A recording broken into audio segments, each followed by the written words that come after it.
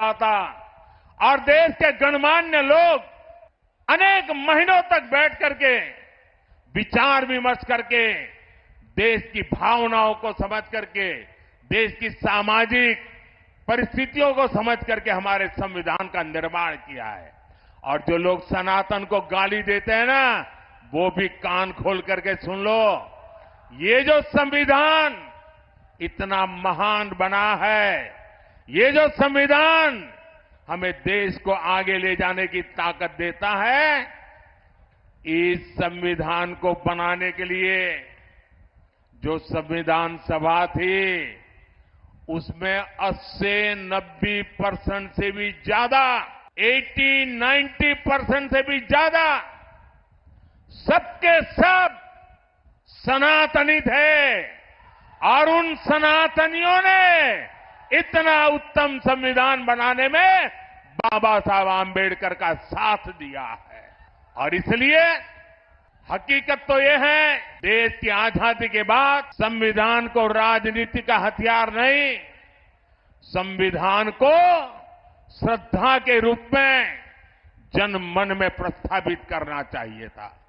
और हमारा देश ऐसा है जो रामायण में आस्था रखता है, महाभारत में आस्था रखता है, गीता में आस्था रखता है, वो आज के युग में संविधान के प्रति भी उतनी ही आस्था रखता। लेकिन आपने संविधान का राजनीतिकरण करने की कोशिश की है।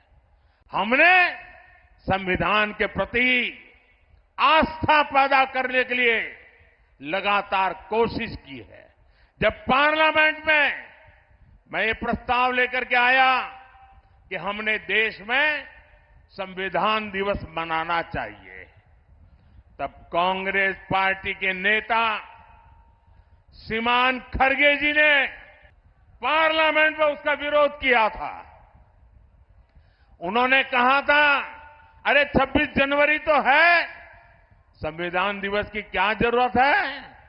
उनको ये समझ नहीं आया कि भारत के संविधान के प्रति निरंतर श्रद्धा पैदा करते रहना चाहिए, संस्कार बनना चाहिए। हमने संविधान दिवस को हर स्कूल में बच्चों के सामने संविधान का पाठ हो, प्रियम्बल का पाठ हो, वचनबद्धता आए, इसके लिए परंपरा प्रारंभ की है। और आज भी संविधान दिवस पर सुप्रीम कोर्ट 2 दिन का सेमिनार करती है, पार्लियामेंट में चर्चा होती है। इतना ही नहीं, संविधान को 75 साल हो रहे हैं।